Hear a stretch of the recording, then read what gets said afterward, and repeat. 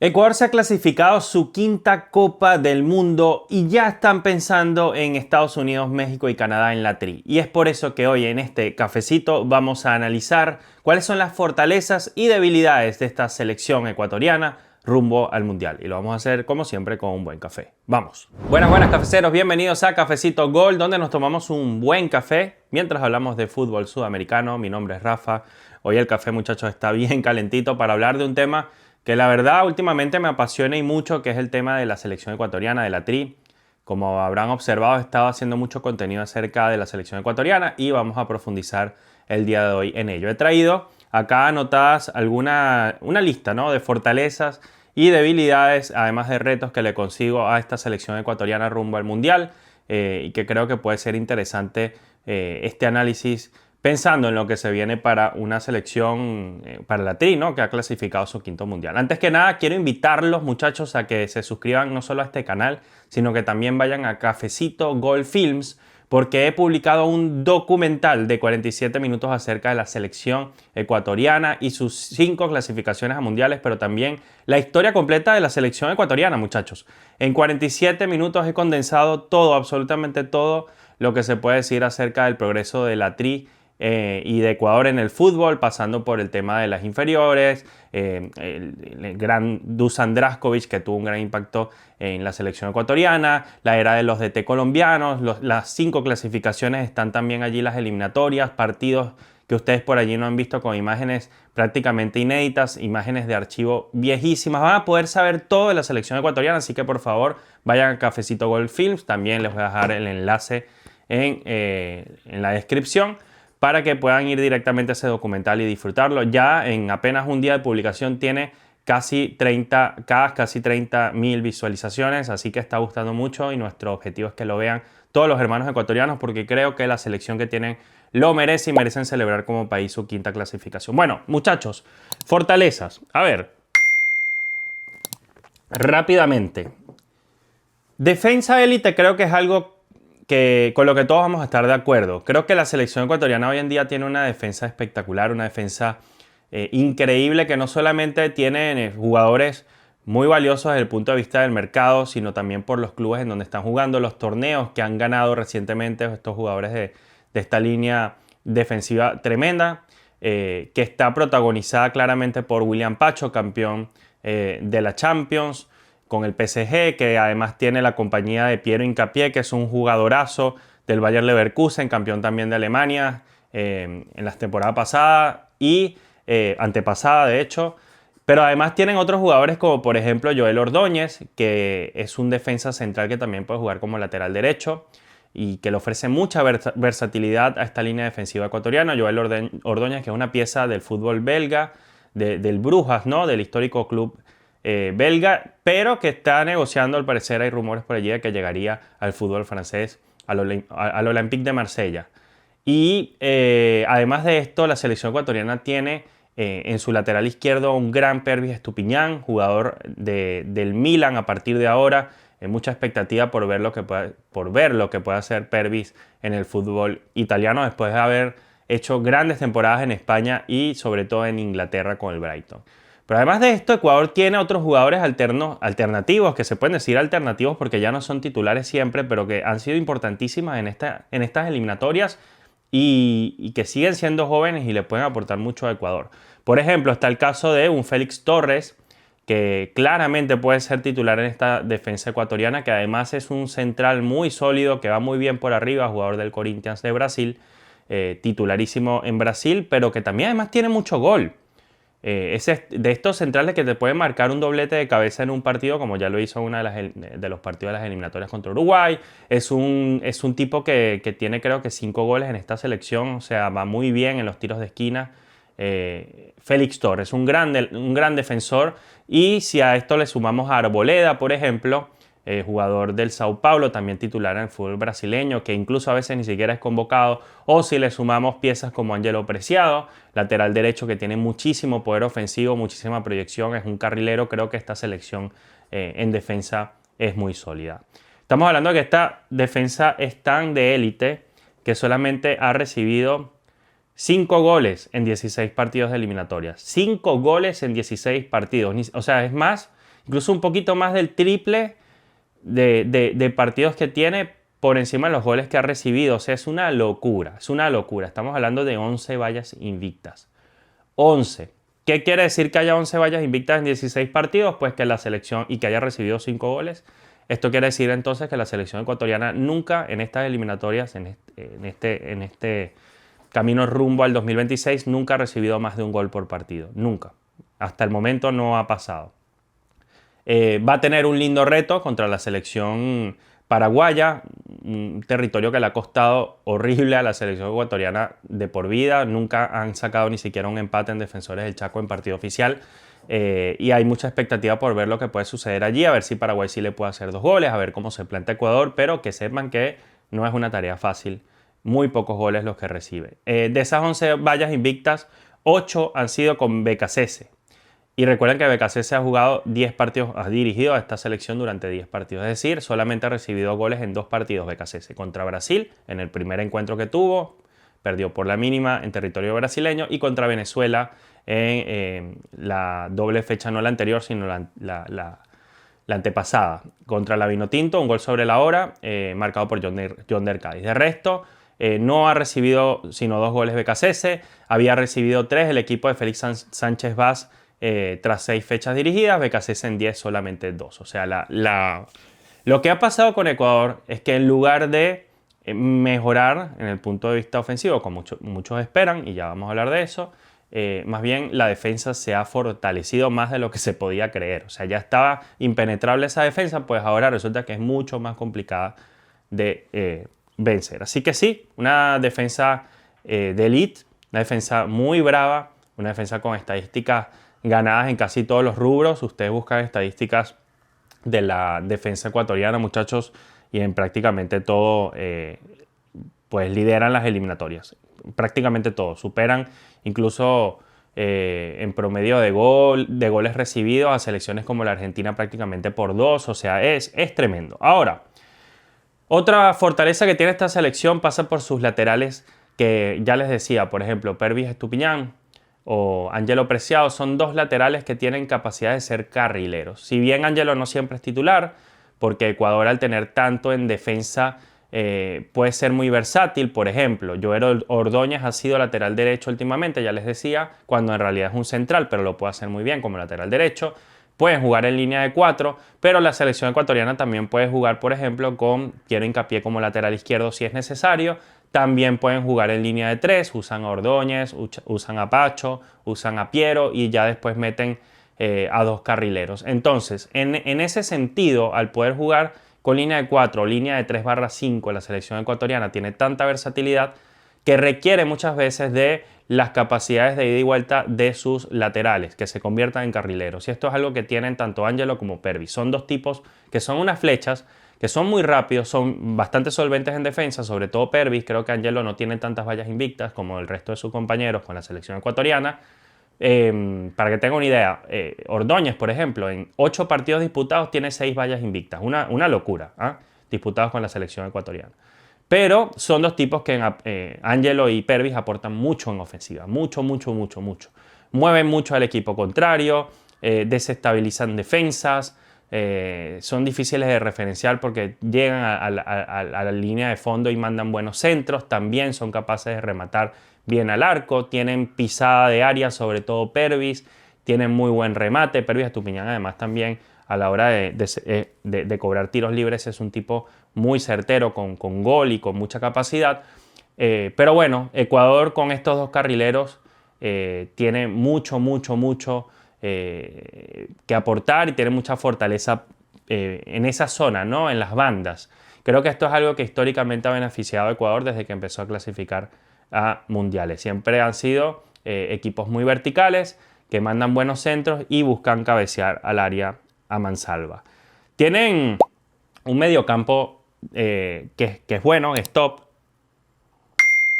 Y esta es una de las fortalezas. Cuando me refiero a mediocampo top, me refiero a específicamente Moisés Caicedo. O sea, Moisés Caicedo es un tipo que no solamente es un gran mediocampista, sino que al ser 5 se mete entre los centrales y termina cerrando allí en ese cuadrado defensivo. Bueno, una defensa ya prácticamente impenetrable. Pero Es un tipo que también tiene muchísimo corte, muy intenso, que roba en sectores medios y altos de la cancha rival y es capaz de iniciar muchos ataques con mucha peligrosidad. Así de hecho han llegado varios de los goles o algunos de los goles en estas eliminatorias, ¿no? Con cortes de Moi y posterior distribución a sus compañeros. Es un tipo que es campeón de Conference, campeón del mundo en el Mundial de Clubes con el Chelsea. Es definitivamente un mediocampista top, pero lo que hacía falta para hablar, o sea, lo que hace falta por allí para hablar de un mediocampo élite, así como lo hacemos con la defensa en Ecuador, quizás es tener otros acompañantes a ese nivel. Ahora, por eso no hablo de mediocampo élite, pero sí hablo de un mediocampo top. ¿Por qué hablo de mediocampo top? Está Moi, pero también ha encontrado un buen acompañante. Y este acompañante viene a ser Alan Franco. Alan Franco, en quien se confió bastante en esta selección en años anteriores, jugador del Atlético Mineiro en Brasil, ya hace varios años que está estabilizado en esa liga. Y cada vez juega mejor con la selección ecuatoriana, cada vez es más valorado Alan Franco en la tri. Por ser muchas veces antes un jugador sacrificado y por ahora tener mucho mayor protagonismo, incluso en ataque. Porque al tener tanta vocación defensiva, Moisés Caicedo, tener que sacrificarse tanto en la cancha y ampliar tanto sus movimientos en el campo Moi, ha quedado un poco más suelto Alan Franco. Entonces lo vamos a recordar, por ejemplo, mandando centros muy precisos para gol de Ener Valencia, por ejemplo, como contra Perú, cuando se jugó en Quito.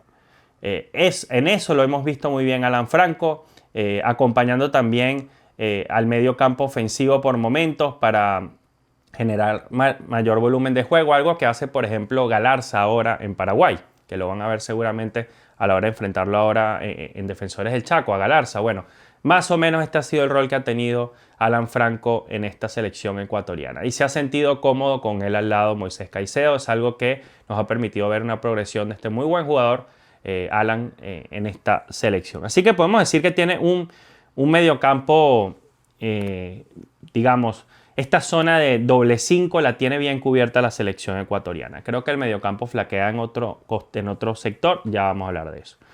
Tiene un 9 histórico, esta es otra fortaleza, como Ener Valencia, máximo goleador histórico de la tri. Es un 9 extremadamente confiable, es esa pieza que no puede faltar en la selección de cara al gol. Es el delantero que representa a los Paolos Delgados, a los Paolo Guerrero en Perú, a los Salomón Rondón en Venezuela. Es ese tipo de delantero tipo Moreno Martins en Bolivia, que una vez que te falta, por ahí ya no sabes tanto qué hacer. Darwin Núñez en Uruguay, más allá de que falle muchos goles, o lo que era Luis Suárez antes. La verdad son esos delanteros que tú no quieres que te falten en el equipo. Jamás, jamás. Y es muy difícil tener una alternativa que lo supla. Se ha intentado con Kevin Rodríguez de momento, se han buscado algunas alternativas. Campana ha estado demasiado tiempo lesionado, además nunca ha cuajado o al menos no ha tenido buena suerte con los clubes, así que no ha podido tener continuidad ni en clubes ni en selección. Cuando se ha probado no ha servido mucho, que digamos. Han fallado oportunidades los delanteros de Ecuador. Creo que el que más ha respondido, repito, ha sido Rodríguez. Por allí vimos también a Jordi Caicedo en algún momento en la Copa América. Pero honestamente nadie calza o se puede poner los zapatos de Ener Valencia hasta el momento. Hasta el momento ha sido muy difícil de suplir y creo que es algo que, bueno, obviamente Ecuador tiene que pensar en el futuro. Pero de momento tienen a Ener, es una fortaleza contar con él. Tiene algunas fallitas Ener, por ejemplo, creo que con el paso del tiempo cada vez cobra menos bien los penales. Ha fallado muchísimos penales en estas eliminatorias. Creo que es el jugador que más ha fallado penales. Creo que además 1 sobre 5 goles tiene la selección ecuatoriana en penales en eliminatorias, si no me falla la memoria estadística. 1 marcado de 5. Y creo que ha sido el ejecutor en todos Ener, si, repito, no me falla la memoria. Entonces, bueno, salvo eso, creo que Ener es letal. Ener sigue siendo la carta de gol en esta selección y eso es indiscutible. Además, otra gran fortaleza e inesperada para mí. La selección ecuatoriana tenía un dilema tremendo de qué hacer con su portero. Tenía 3 opciones: Moisés Ramírez, Domínguez y Galíndez, el argentino nacionalizado ecuatoriano, que ha mostrado un gran compromiso con el país. Y la verdad, muchachos, que menos pensaba, al menos yo, que podía ser titular inamovible, era Galíndez, y miren dónde está. O sea, gran parte de las vallas invictas que tiene la selección ecuatoriana es también gracias a que esa gran defensa de élite la complementa un gran arquero. Sacando balones bravísimos en Montevideo, sacándole una muy brava también a Enciso en casa contra Paraguay, teniendo actuaciones recontra destacadas en Barranquilla, tapó de todo esa noche, de todo, o sea, es increíble, yo no paro. En el documental ahí, cuando hablamos de las eliminatorias en 2026, el documental que les recomendé, recuerden, Cafecito Gol Films, muchachos, ahí se ve a Galíndez taparle a Colombia unas 4 o 5 muy bravas. Entonces, el arquero ha sido más determinante de lo que nosotros podríamos creer y creo que esa portería confiable de mantenerse en el Mundial puede dar frutos. Puede dar muchos frutos. Es importante además que se mantenga activo, que siga jugando bien en Argentina con su club Galíndez, que no pierda continuidad, porque también le ha ido muy bien Huracán con él. O sea, Huracán ha agarrado muchísimo, ha ganado mucho con Galíndez en el arco y se ha convertido en uno de los clubes más fuertes de los últimos 2 años, al menos así lo podemos decir, ¿no? Compitiendo incluso en instancias internacionales.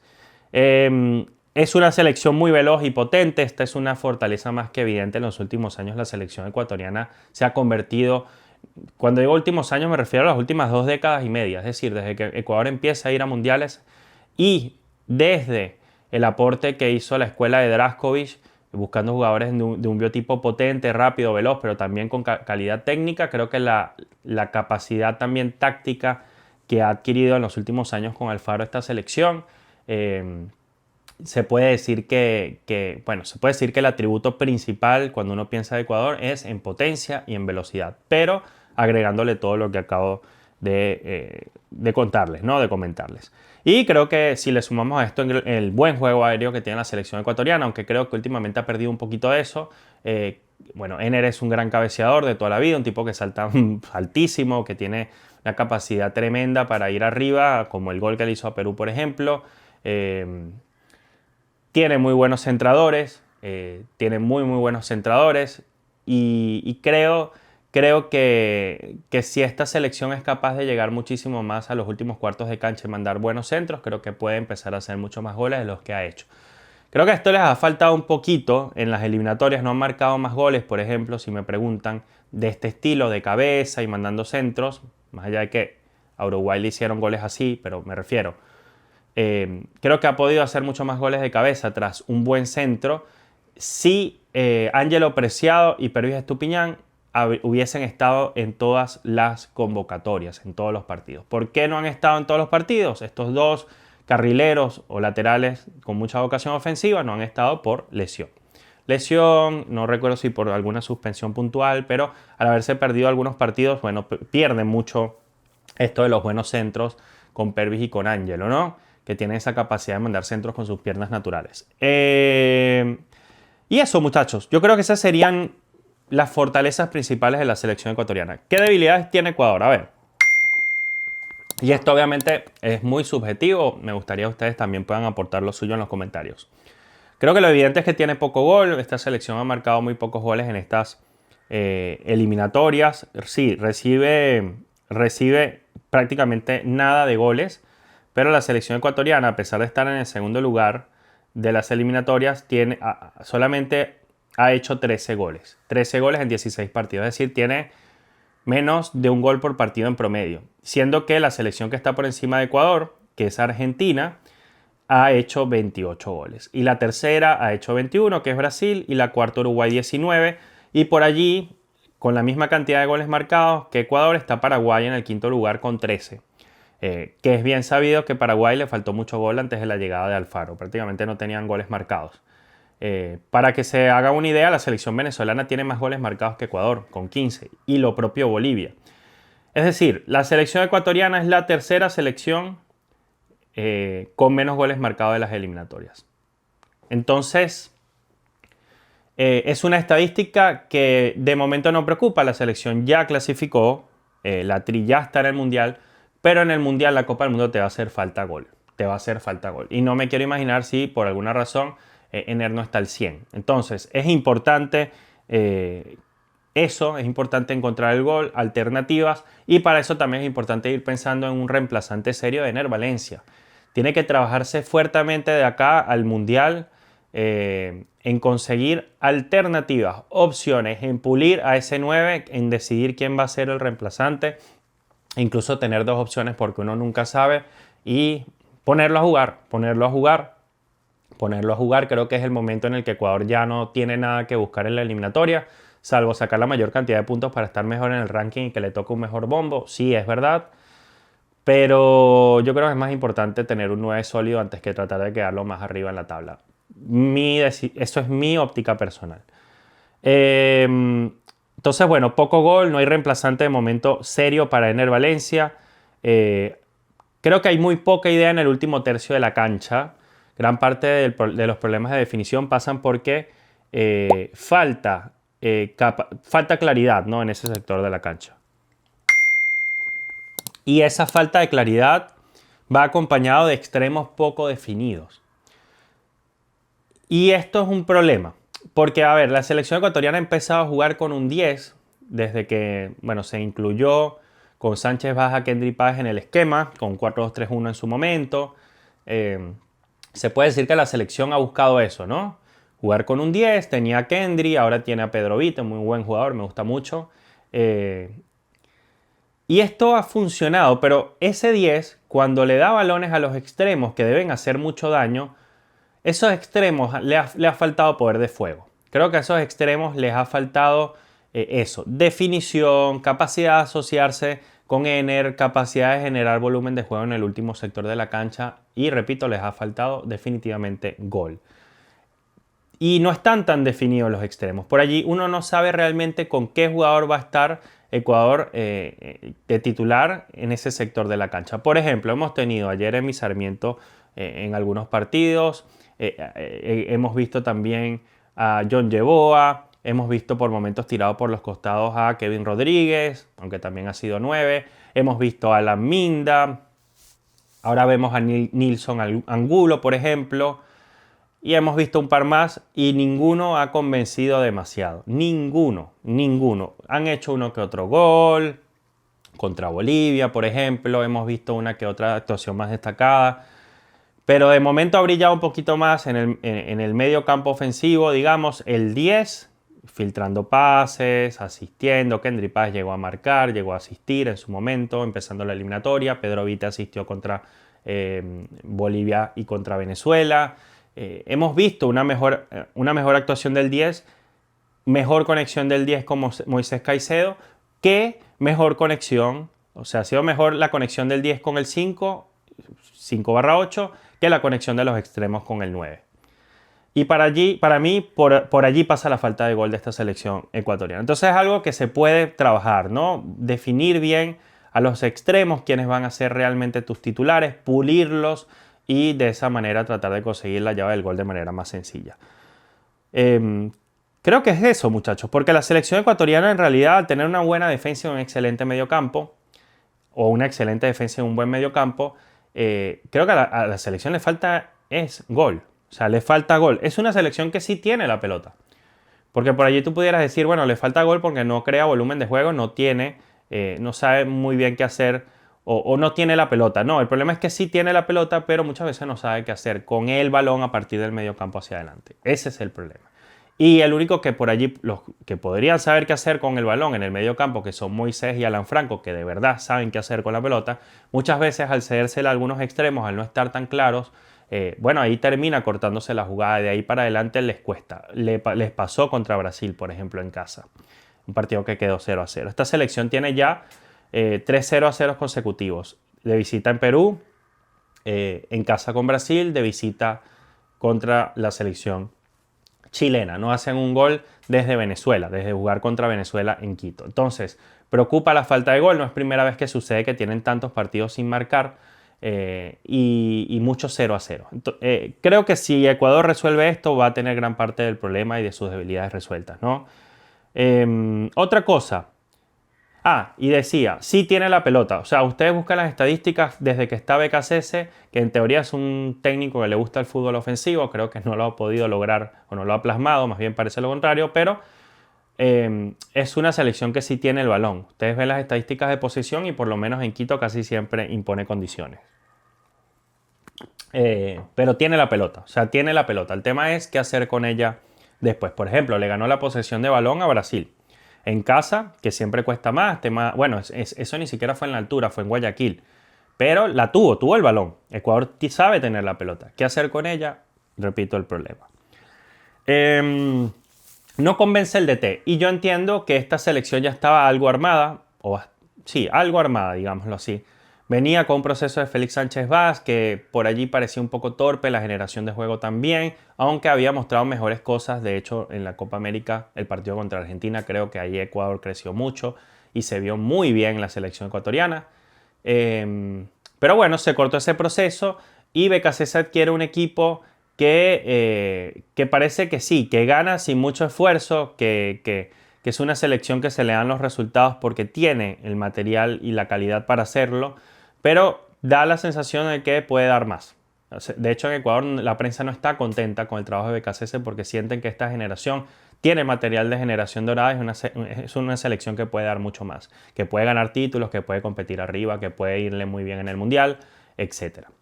Y yo coincido un poco. Yo he visto jugar este Ecuador y también me da esa sensación de que puede dar más. Por ejemplo, el partido contra la Vinotinto le pasa por encima a Venezuela y aún así Venezuela casi lo empata sobre la hora. Son esas cosas del fútbol que uno no entiende. Y tú dices, ¿y cómo es posible que Venezuela casi te empate un partido sobre la hora jugando tan mal y con un equipo medio alternativo que tuvo Venezuela esa noche o ese día? No lo sé, pero sí parece que esta selección tiene para ganar partidos 6-1, como por ejemplo lo hizo con Alfaro en la eliminatoria pasada contra Colombia, o 4-2 contra Uruguay. Sí tiene para hacer eso, sí tiene para golear incluso de visita, tiene cómo hacerlo. Pero bueno, el DT necesita conseguir la forma, ¿no? Y repito, una de las fortalezas es justamente esa, que la idea del DT parece que no convence todavía, no se sabe si es a los jugadores o si todavía faltan cosas por trabajar. Y otra debilidad, ya esta sería la última que tiene Ecuador, creo que es una selección que lo sabemos todos, que le cuestan los torneos cortos. Una selección que en torneos cortos se suele caer. Creo que se ha mejorado con esta última Copa América. Ese ítem ha logrado pasar junto a Venezuela de ronda, dejando afuera a México, que prácticamente era anfitriona, porque ¿cuántos mexicanos no hay en Estados Unidos? Eran locales. Pero a Ecuador le cuesta los torneos cortos, se queda por poquito afuera contra Argentina, pudo haber trascendido nuevamente a una semifinal después de tantos años, desde el 93 que lo hizo en casa, pero la Copa América le cuesta horrores, le ha costado después de clasificar a 4 mundiales antes de este, que sería el quinto. De esos 4 mundiales solamente pasó de ronda una vez y llegó hasta octavos. Yo creo que este momento es para que la selección pueda trascender. Pero le cuestan torneos cortos. Las eliminatorias, eso sí, las pasean. Entonces, ¿cuáles son los retos? Amigos ecuatorianos, hermanos ecuatorianos, que repito, toda mi admiración por el proceso que han llevado a cabo desde el 88 con Drašković, que ha sido espectacular. Repito, vayan por favor a ver el documental, que no se lo pierdan. Está muy interesante y ahí van a ver todo de lo que les estoy hablando. Repito, mi admiración por esta selección ecuatoriana que tiene ya algunas décadas haciendo las cosas muy muy bien. ¿Cuáles retos tiene ahora esta selección en el Mundial? Para mí llegar a cuartos de final del Mundial debe ser una de las intenciones de esta selección sin duda. Yo creo que no van a ir nuevamente a un Mundial a quedarse en fase de grupos o incluso quedarse en octavos. Creo que debe buscar trascender Ecuador y tiene cómo hacerlo.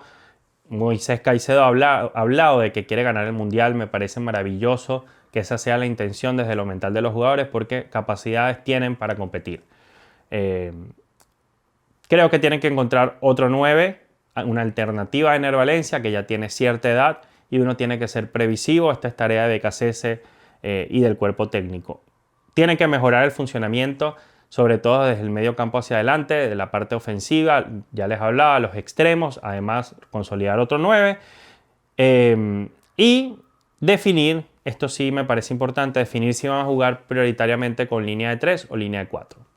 Creo que tienen demasiado talento atrás, como que para que, o sea, creo que la línea defensiva debe ser fundamentalmente la forma en la cual se empieza a armar el equipo. Es decir, si Ecuador define que con línea de 3 va a ser un equipo impenetrable y además va a tener proyección, a partir de allí se tiene que construir esta selección ecuatoriana en esta doble fecha final de eliminatorias, en Defensores del Chaco y contra Argentina en Guayaquil, en los amistosos de cara al Mundial y en el Mundial. Deben definirlo.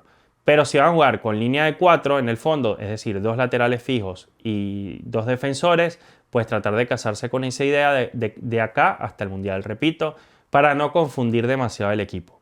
Porque cuando uno analiza esta selección, por allí uno queda algo confundido. Entonces, entiendo que por allí puede variar según el rival, si juegas con 3, si juegas con 4, que esto del telefonito del 4-4-2, 4-3-3, eso no es, o 3-5-2, 5-4-1, esto no es fijo, se puede variar, pero yo creo que esta selección ya está bueno que elija una idea de juego y que tenga un 11 titular tipo, o sea, que ya esté definido cuál es este 11 titular y ni siquiera uno tenga que preguntarse cómo va a salir esta selección en cada encuentro. Repito, todo esto desde una perspectiva de un tercero. Yo soy venezolano, trato de analizar de la forma más objetiva posible. De verdad que me he metido de lleno con la selección ecuatoriana a verla, a analizarla. Me gusta mucho lo que tienen sus jugadores por aportar y me he disfrutado las eliminatorias que ha hecho Ecuador, que ha hecho 28 puntos, aunque se reflejen 25 en la tabla.